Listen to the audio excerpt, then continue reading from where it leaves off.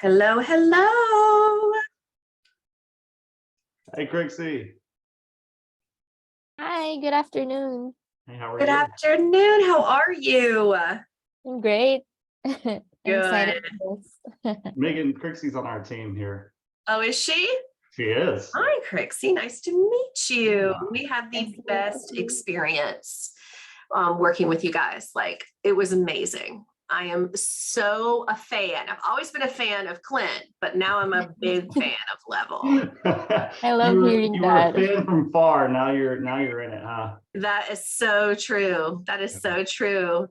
Hi, Rhiannon. How are you, dear? Hi, good. How Hey, are you? Rhiannon, how are you? Good. Rhiannon actually just got back from a trip herself, a little further than Perry. You want to tell them where you were, Rhiannon? I just got back from Japan on Sunday night, so I seem to be adjusting just fine so far, which is good. Impressive. It Absolutely looked impressive. I love it. amazing. Thank you. Truthfully amazing. We had quite a few people RSVP for this. So my guess is they have their time zones wrong, which happens. How are you, Nicole? Hello, I'm good. How are you? Good, good. So this is so exciting, guys, because normally we have a huge crew, as Rhiannon will tell you. And if we stay small, then you're about to get like master level coaching from this incredible man. We'll just take turns and choose people and literally solve all their world issues and then move on to the next one. Gonna We've be got power, so we amazing. should be able to get through at least 3 world issues. I think so too. Absolutely. Absolutely. Here comes some more. I knew that we couldn't keep them away. But we tried. No, I'm just kidding. Rhiannon, I love seeing your pictures. Thank you so much for sharing. I will be honest and say that of all the places in the world, Japan was not the top of my list. But after watching you go, I'm like, maybe it should be. Yes, the food's amazing. Everybody's so amazing and polite and welcoming, and it's so clean and safe. I desperately want to go to Japan. I've only stopped over there on my way to or from the Philippines. Okay. The last time I landed in there, I was actually able to spend almost a day there because there was a typhoon about to hit the Philippines and I had to leave a day early. So I got out a day early to go and I landed in Japan, spent the night there. Everything I did was awesome, you know, just staying in the little area I was. But funny enough, I'm staying close by one of the airports. I'm on the 11th floor of the hotel. And that morning, I'm like, man, it felt like a big truck just drove by. And then it finally hit me. I was like, wait a minute, I'm on the 11th floor. Pull up my phone, freaking earthquake.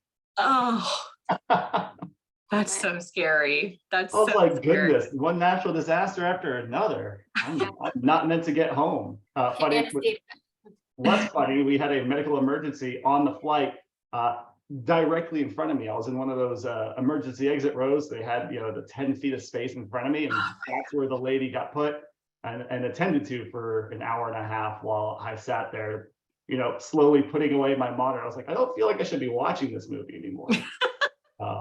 But she thankfully was okay. Just, you know, the lack of eating and drinking while drinking other things probably did it for her. But That'll do it, especially. It was the trifecta getting home. Well, we're glad you came back. We're glad you came back. I'm going to do a quick little intro, Clint, and then we'll kind of get started because I know the two of us have a lot we could talk about. And then for those of you that have not attended one of our webinars before, we have incredible legacy client and expert speakers that will share. And then we always have time for Q&A at the end. So make sure you put your questions in the chat box. I will call on you. You can read your question and come on screen if you want, or you can just tag me and say, hey, Meg, go ahead and read the question for me. And then no one has to see you in your curlers or in your pajamas.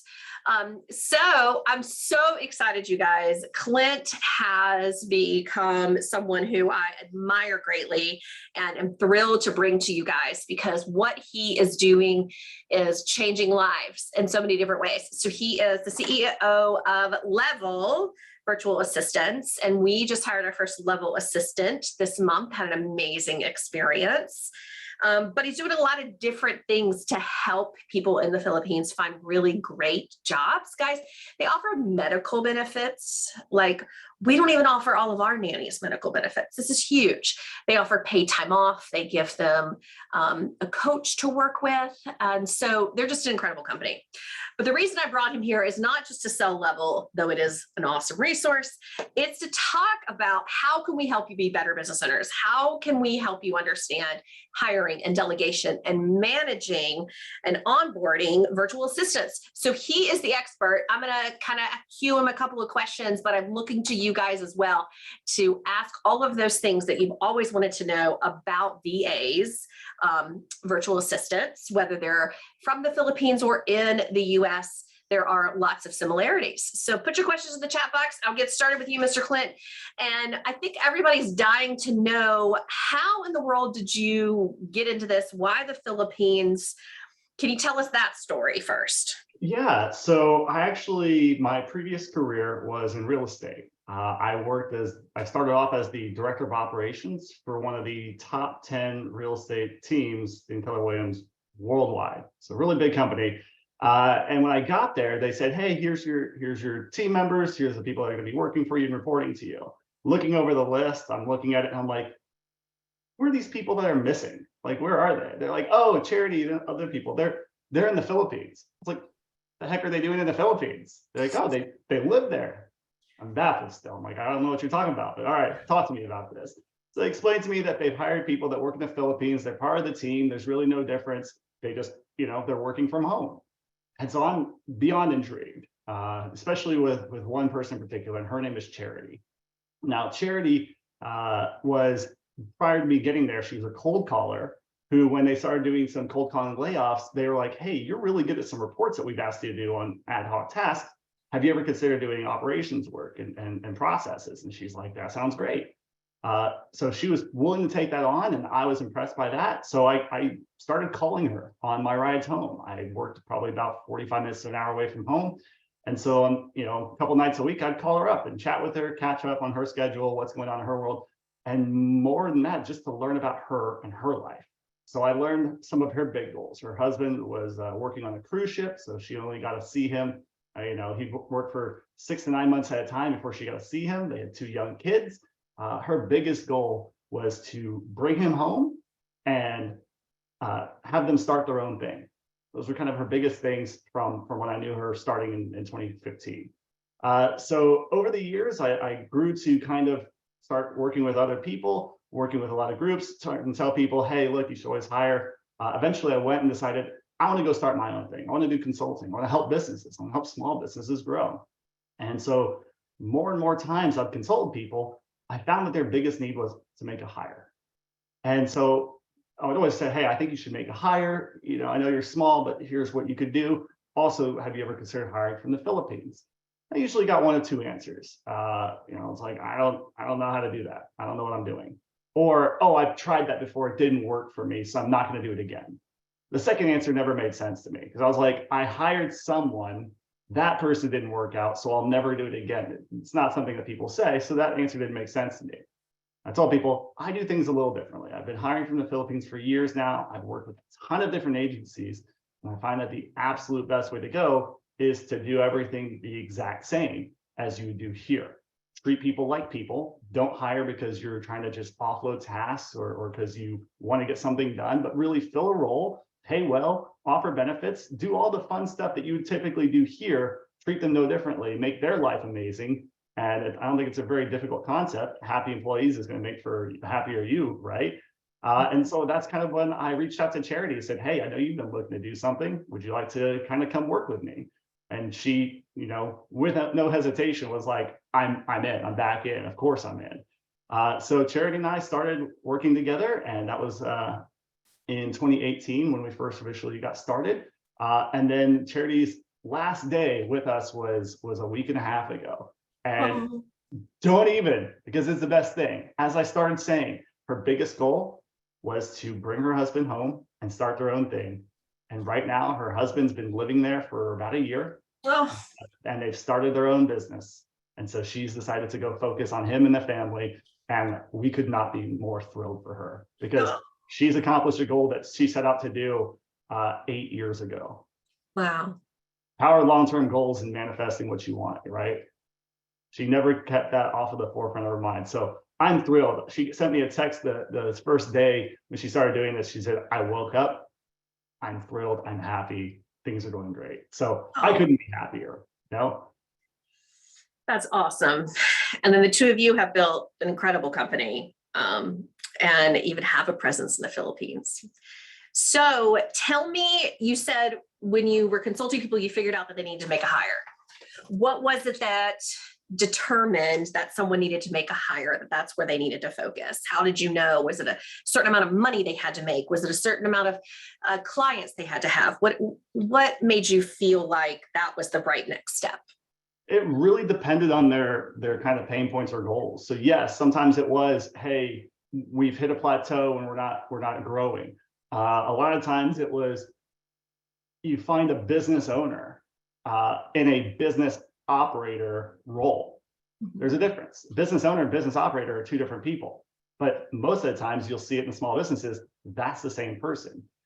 Their goal is to go and grow that business. They need somebody else to run it. So you find a business owner that's supposed to be going out, getting new clients, expanding their world, and they're doing the smaller tasks, the lower level tasks, you know, the $10, $20 an hour tasks versus the $50, $100 an hour tasks.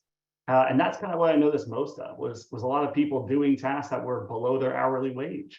And if you ask them, how much are you working and how much are you earning? And then kind of look at that from an hourly standpoint, it was surprising how many people looked at themselves going, I made more at my last job. From an hourly standpoint, I was making more as an employee.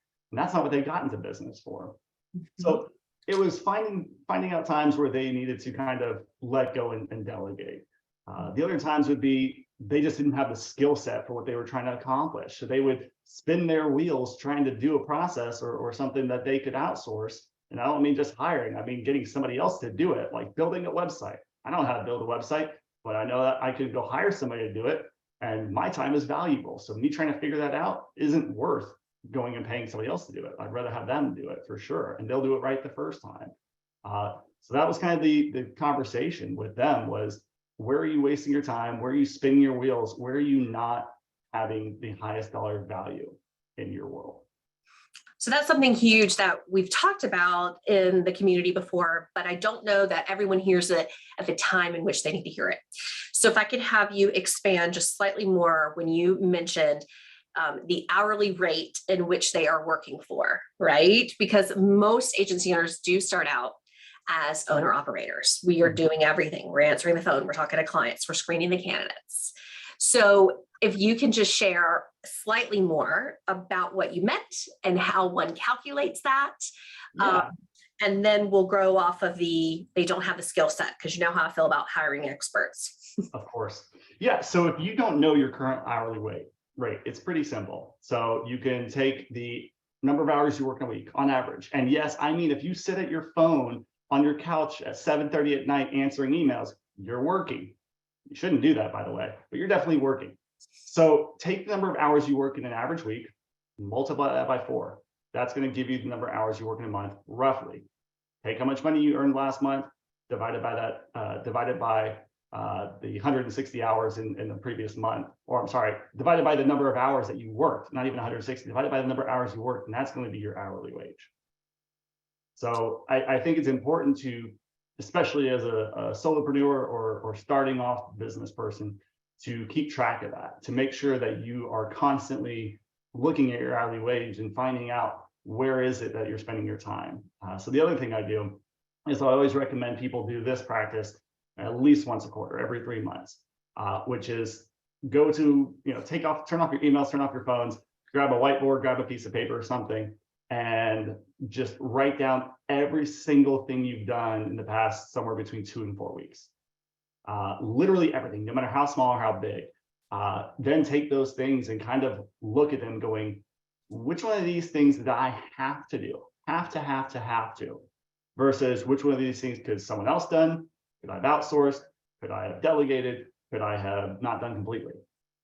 Typically what I find is it's 20-80. 20% of stuff had to be me. 80% of stuff either didn't have to be me or didn't have to get done. That's a really good kind of tool to find out where you need to be focusing more of your time, and then taking your calendar and matching it up. So you want 80% of your time to be in those 20% activities. Ideally, you just want to get rid of the 80% activities altogether. Absolutely. And work 20% less. Yeah. So in our world, we would say the activities that are helping bring the money in. So having the conversations with clients when you're still a year or two in, right? That is the activities that are going to help you continue to grow the business. Doing the strategic alliances. Those are the activities that are going to help you continue to grow the business. And then delegating the other things like reference checking and making resumes and sending out emails, right? Our email box can just overwhelm us, and it's little notifications that drive me crazy. Yeah, I look at this as like a sports analogy. So I say split your role between offense and defense. Offense is going out there, getting new clients, growing your business. That's sales, that's more, all those things that are going to drive in and grow that business. Defense, everything else. That is the organizing and answering your emails, the scheduling, the as you kind of mentioned, the reference checks, the resumes. That's all the stuff that's not going to grow your business, but still needs to be done. And typically, regardless of the industry, that's why I recommend making this a first hire. Split your job down the middle. They get that half, you take the other half. That's what I've seen most people do in most industries, and that's really worked well. A lot of people try to hire for a salesperson early on, and I'm like, that's not the right call. Hire them for everything else. You grow the business. You know the expertise. You got the knowledge, skill set. It's your baby. Take it and run with it. That's exactly right. And you have variety of workers that can do, team members that can do everything, right? Like they can even do bookkeeping, I recently learned. So I love that you mentioned that, because a lot of times people will say a very similar statement to you. So I want to make sure people hear this right. When you hire somebody, especially from the Philippines, they can do anything. They can't do everything. Right. So any role that you can hire somebody for, naturally you can hire somebody in any part of the world for that type of position. Don't expect somebody to be able to go do bookkeeping and marketing and your administrative roles and your recruiting. Those are all different skill sets, different personalities. So yes, Megan, we can hire somebody that could do administrative recruiting, or yes, even bookkeeping, though we wouldn't hire one person to do all of it. No, we do a lot of personality testing, and actually we both like the DISC. Okay. The DISC is a good one. And so the community understands that there are certain personalities that have certain traits to make them more successful, and a bookkeeper and a recruiter are probably as opposite as you can get. But as far as what you can delegate, when you talk about the defense, you mean you can, and we have VAs that do our phone interviews, that do our screening, that do our references, that make our resumes, that get our candidates from point A to point B ready to go. And they can do, the scheduling. They can do all sorts of things. I mean, there are quite a few agencies that are really using the VAs in so many different capacities. And they have education, right? I think there's some confusion with that, but they are fluent in English, and many of them have degrees, and they are educated, wonderful people that just happen to live in a different part of the world. Yeah, and I think that once people start realizing that, hey, you can hire people that work from home, they start realizing, doesn't matter where this person lives. And I think the Philippines is a great place to hire from. Naturally, that's the one I've gravitated to because of the people and the culture. Always willing to lend a hand, always willing to do what's right. Their values naturally match our company values as a whole. They want to do good, they want to work hard. They're fiercely loyal to the right people. If you've earned that trust and respect, then they're going to be loyal to you. Chrissy's actually been working with us for years now. She just recently joined our staff. But her and I'm always mentioning how much I love the people that I work with. And it's because of the work that they want to do. They want to grow, they want to develop, and they want to be given that chance. And so they want a place that they can hop in. I'll tell you this, Megan, I don't see a limit, because I know I could take, if I wanted to, tomorrow, and I've done this before, I'm taking a month off of work, full month. Business grew, business kept running. It's because of the people that you have, right? Right. I've empowered the people that are here to be able to make the decisions necessary, and they've grown in their roles and developed immensely to be able to run the business. So, and that's truly, I mean, if you look at it, how many CEOs out there are CEOs of maybe multiple companies, or kind of you don't even see what they do? That's how it should be. Really, the people doing the work are the ones to be applauded. Exactly right. So Emily has a question that I think is really good. Emily, do you want to ask your question, my dear? Would you like me to ask it for you? While she answers, I'll say, so she wants me to ask for her. Okay, so let's say we've decided, okay, we want to delegate some tasks. We're absolutely going to get rid of some of that defense, as you say. Emily wants to know what preps and traits of a business owner make a successful onboarding experience with your VA. I'd say the first step is getting clear on the role that you're hiring for. A lot of people, when they are ready to hire, they just look at all the stuff they have on their plate, and there's a desperation of, I need to get some of this stuff off my plate. There's so much stuff on my plate. Stuff on a plate is not a title that goes on a business card. That's not a role, that's not a position. So firstly, getting really clear on the role that you're hiring for. I typically say, look at this role as it exists in 6 months. What is it doing? What is it accomplishing? What does that person own? You don't want to hire somebody that's going to come in and say, hey, Megan, what would you like me to do today? You want somebody to come in there and say, here are the priorities I have for my day. Let me know if there's anything that you need as well, right? Completely different words. So you give them a role that they know they come in and do every day. I'll tell you, Christine even knows on my team, she's only been here a few months. I know what she's working on, but she doesn't come to me every day and say, hey, here's what I'm going to do. What do you need from me? She's telling me, I got this going on my schedule this week. Let me know if you need me to reprioritize based on the needs. That's as simple as it is. And she's only been here a few months. So other than the role, I think you also need to kind of prepare them. A lot of people think that you need to go out there and completely have everything figured out. I think you need some of it figured out, not all of it. I think it's less than people might think. So firstly, hire before you need to. Don't hire out of desperation. A lot of people wait until last moment, and then they come to us and I'm like, yeah, we can do it. We're really quick at doing it. It's going to take about 3 to 4 weeks. And they're like, I need somebody now. I'm sorry. There was a recent study or recent news article that said the average time to hire somebody here in the States is 41 days. And that's full days. So if that's on average. You can imagine how quickly we're going to get this done in 3 to 4 weeks. I mean, we got a team of people that hire and we know how to do it. Megan, you just hired, you saw our process. It is streamlined. It is a machine, right? But we've only done that from hundreds and hundreds and hundreds of hires. We're not the people that are just hiring once or twice every few years. So the big thing I would say for other people is to have a training outline. I'm going to call it a training outline. I typically refer to this as a 30, 60, 90. If you don't know of one, the one that we use and share is honestly the one from Asana. Asana is great, and they have a 30, 60, 90-day training guide that's really awesome.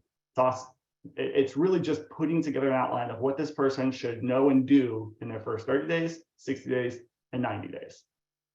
And this is not, oh my goodness, this person will absolutely blow me out of the water if they're able to accomplish and do all this.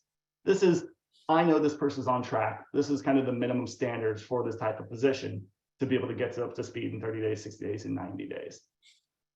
So it really talks about integrating them into your culture, your company, making sure they know what they need to get done, and helping you both be on the same page. I always heard the phrase, how can you be on the same page if there's not one page to be on? And this allows you guys to realize that there is one page by saying, here's the expectations and here's what you can expect of me in the first 30, 60, 90 days. I love that. And you said, if I didn't answer your question, please type out more. I'm happy to chat more. No. And in fact, somebody went and found it. Oh, thank you. She said, for those of you looking, you can check the resource here. Okay. And there we go. There's a perfect example of someone who knows her job role and does it beautifully. Rhiannon has a question. Do you want to ask that, dear? I think it's specific to the Filipino VAs, though you might find your VA in any part of the world. Rhiannon, happy to have you ask your question. Hi. So yes, my question is, does the time change? And I was referencing the Philippines. Does it make it complicated to find somebody that is willing to work with US hours? Awesome. Crixie, what time is it right now? I knew you were gonna ask that. I was already looking at the time. It's 1:28 a.m. here in the Philippines. So it's 1:28 in the Philippines. 1:28, yeah. 1:28 in the Philippines in the morning right now. Yes. What time did your shift start? At 10 p.m. 10 p.m. your time. My day usually starts 10 p.m. Philippine Yeah. time. Yeah. And you've been working like this for how long now? 8 years. It's the best. 8 years. And you prefer it? Yes, definitely. I love working at home, and I've already set up my office in here. And it's very time efficient because you don't have to travel anymore. The traffic here is the worst. I love that. So thank you, Crixie. We didn't rehearse that, so I'm super thrilled that you answered right. Gold star. I would say that, to touch on some of the points, Crixie mentioned, I get to work from home. I'm not having to travel. So if you've ever been to the Philippines, or if you haven't, I'll tell you right now, traffic can be terrible. It can be, maybe an hour or two each way every single day. Wow. 2 to 4 hours of your day stuck in traffic. And that's not a long commute either. That's a short one. Even me going from across the street to the airport took 20 minutes one day. It was like, why didn't I walk type thing. So I definitely think that there's a lot of benefits for them working overnight as well. Not to mention, I'll just be blunt, that typically when you work an overnight or graveyard shift, you are going to get compensated better. So there's an incentive there. But to be home, especially for people with families that take care of kids or relatives, this allows them to do that, get them up in the morning for school, take them to school, come back and be there at home when they're coming back home and spend that time with their families. So personally with us, we always recommend, yes, keep that graveyard shift. Very few of our clients, alter that or try to change that back to a daytime shift because they feel like they're being nice and beneficial. I say, if you're going to do that, give it time, 6 months to a year before you even make anything like that happen. But overall, working the graveyard shift is what everybody here does. Now we we have our recruiters that work graveyard shift because obviously candidates are not going to answer the phone outside of traditional hours typically. Yet we do have a VA that works her daytime, our nighttime. And it works because she does specific project management things, predominantly around our courses and our marketing materials. And really what it feels like is I'm getting extra time in the day because I wake up and all this work is done.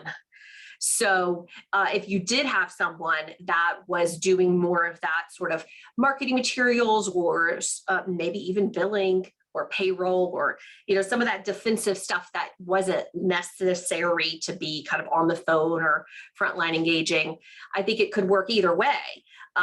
But the truth is, Rhiannon, that, there are people all over the world willing to do what you need to have done to have that freedom. And to love what they do, because there are some incredible people that love to kind of be the backbone and supporters. And I think that's what you were describing earlier, Clint.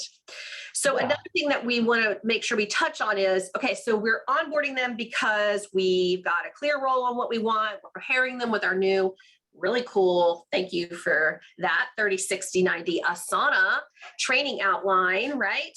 So how do we manage them effectively? What sort of tips and tricks have you learned over the years to make sure that they're staying happy and that we're holding them accountable without having to micromanage, because no one wants to be micromanaged? No, especially not the person, for sure. Yeah, so this is what I would tell for anybody making any hire ever. Start off the relationship with expectations. So we always start off, personally, I always start off with, on a scale of 1 to 10, how open and honest do you want me to be with you? What does that mean to you? Here's how much I want you to be open and honest with me. We start off with, how do you want me to communicate with you? How do you want me to communicate critical feedback or negative feedback? How do you receive that type of feedback best? I write down all these things, by the way, and I take notes of them. I keep them in a file that I'll review if I ever have to talk to somebody. I'm going to be asking, how does somebody win with you? How does somebody lose with you? really, and here's how somebody wins with me, or here's how somebody loses with me. So really getting to know the expectations of just working together, then going into the expectations of the role, the intangibles, even communication. Hey, Trixie knows every morning the expectation for communication is our Slack channel. You go in there, that is our virtual office. So when you walk into an office, you say, good morning. When you leave to go on break, you say, I'm headed to break. You don't have to ask people what they want for lunch, but and you head out for the evening, you say goodbye. Those are minimum expectations for anybody here, because we want to make sure everybody knows who's in the office and where and what they're working on. Chrissy, even yesterday, was just like, hey guys, I'm going dark for a couple hours. I'm heads down on the project. Cool. We know that type of stuff. So first and foremost, it's setting up those expectations. Next is really establishing a cadence for communication. With us, there's the daily expectation. There's typically with a new hire for maybe the first 60 or 90 days, we recommend starting off with a start of day and end of day report. Basically, this is a simple thing that says, here's what I plan on working on today. Let me know if there's anything else needs to be on here, or if I need to reprioritize. End of day report is, here's what I did work on today. Here's what my challenges are. Here's what I need from you, whatever it may be. We set the expectation of, we are going to have a one-on-one every single Monday. My Mondays are completely booked because I go from one-on-one to one-on-one to one-on-one because my people are an investment. Every hire you ever make is an investment. So the first thing I'm going to do is pay attention to my prized investments every single Monday morning. That's my number one thing, the biggest thing I'll ever take care of. So I'm naturally going to check on those people and make sure that my investments are doing what they need to do and achieving their dreams and their goals. That's what I'm looking for. So our one-on-ones consist of, talk to me about last week, talk to me about this week. What are your priorities? What are your challenges? What's getting in your way? What do you need from me? All the questions that make sure that we're on the same page for that week. They know their priorities. They take that meeting, they calendar out their entire week. Next week, we already know what we're talking about. We're talking about the exact same thing we talked about last week and what's happening this week. So really, I think the biggest things to look for are, when you have that new hire, is starting off with the expectations and setting communication standards. That's the biggest. Awesome. I love that. I'm going to email you for those questions if you don't mind, because those were some good ones that I hadn't heard before. Please do. I've got tons of different types of examples of ways to handle that meeting, but I definitely have 10 questions that are my favorite, that if I ever am not available, perhaps I'm out of town, I will send, please answer these questions. Use our normal hour-long time block to answer these questions. There's no excuse for them not to. They've got the hour-long time block in their calendar. I will read those and we can discuss them the next week, so I know exactly what's going on. Love it. All right, we have a few more minutes. So for those of you that have questions, please put them in the chat box. While they're doing that, Clint, I would just like to know, what are some of your top 3 tips that you would give people who are wanting to become a better business owner? Maybe they want to get out of that owner-operator mindset. What is it that you feel like, because you are a man of great knowledge and incredible experiences, what do you feel like you can share with our community that can help them get closer to taking a month off of work? That sounds lovely. Would love that. It's totally possible. Megan, I told you the other day, you said you wanted to have this business and another business. And I told you, which I think you may have thought I was joking, all you have to do that is fire yourself twice. Yes.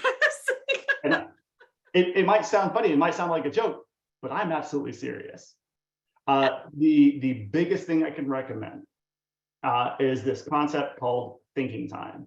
This was introduced by a guy named, to me, on a podcast. It's the One Thing podcast with Rich Cunningham. Chrissy, I'm not sure if you'll be able to find that. It used to be episodes 198 and 199. I don't know if you can find that, but if you can find the One Thing podcast with Rich Cunningham, he wrote a book called The Road Less Stupid. But he talks in this podcast about the concept of thinking time. And what this is a completely scheduled, and he says schedule this a ton, as much as you can, hours at a time, for the business owner to put on their calendar. Turn off your phone, turn off your emails, turn off your distractions, and focus on the hardest hitting questions that your business needs to answer. Not the ones that are like, how do I do this process, or let me work on this project? But it's more about thinking. It's more about asking yourself questions like, am I an A player? If my business could speak, what would it say? if I was having a meeting with my board of directors right now, what would they be asking me? Where would they be poking holes in my business? If I was on the board, what questions would I be asking to my people? You know, and again, Megan, I'll send you a list of thinking time questions. They're amazing. That is the biggest transformative thing I can think of. That's working on the business, not in the business. And I know we talked about that all the time. When I say working on the business, I don't mean that you are changing around processes and stuff. I mean that you are stepping out and looking at the forest. That's right. I mean that you are not diving into the details.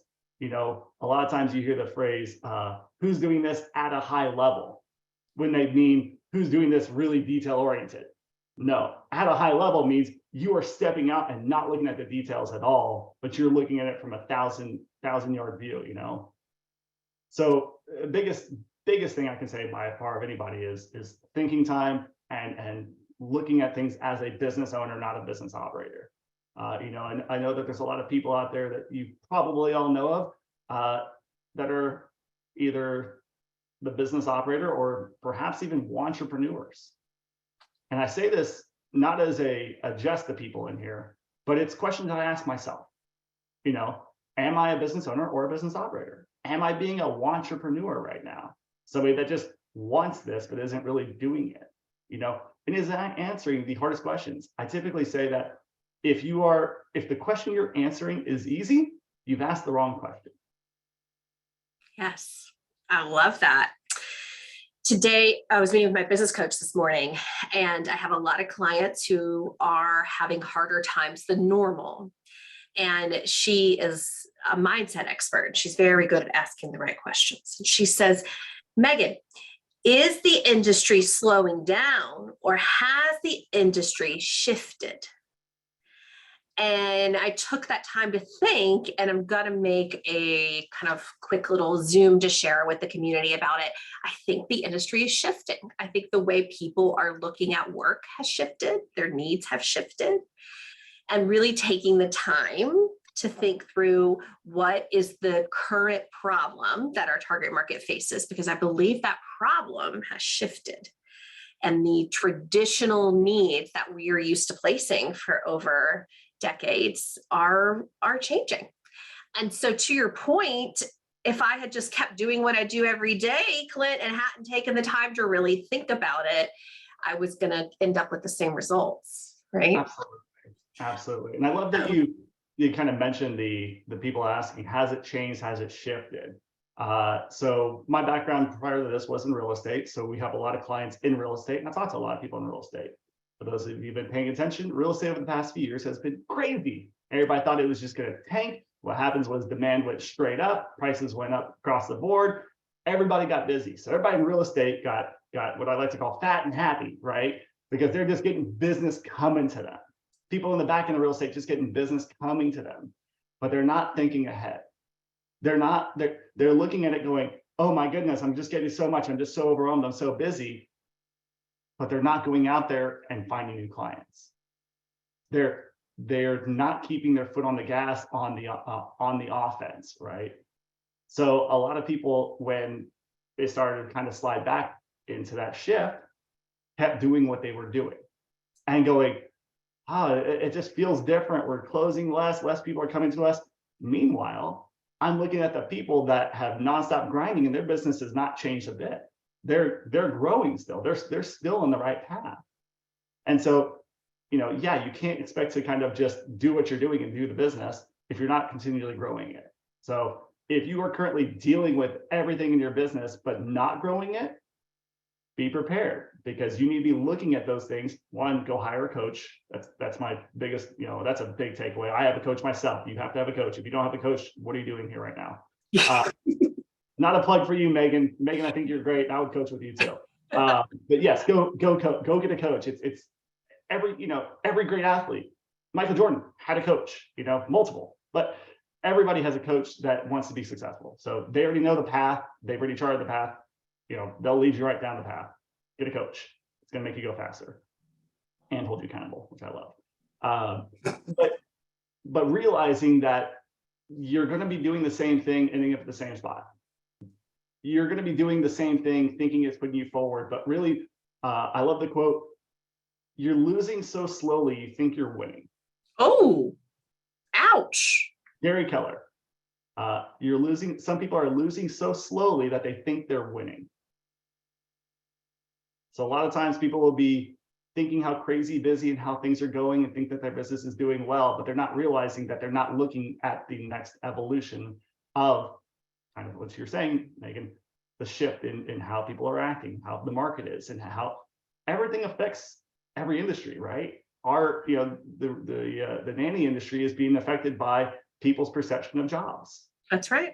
And quiet quitting and all those types of things where, there's a whole anti-work movement that people believe is happening that it could or could not be. But how are you adjusting to make yourself more attractive to people to come work with you, to accept that type of job and want that long term? So let's get somebody to handle the defense. We can go do offense and take that time to think, take the time to work on the business, take the time to get new clients, and don't just expect them to come to you. Well, Clint, you are just so many levels of knowledge. See what I did there? So many levels of knowledge. Megan, flattery will get you everywhere. Careful. I could not thank you enough for your time. I'm really, really excited to have built this relationship with you, now be one of your clients. Cannot recommend your services enough. This is not a plug for that, but kind of is. And just really thankful for everything that you've shared with us. I am going to email you to ask for some of those questions. I saw that we got the podcast. Thank you so much for that.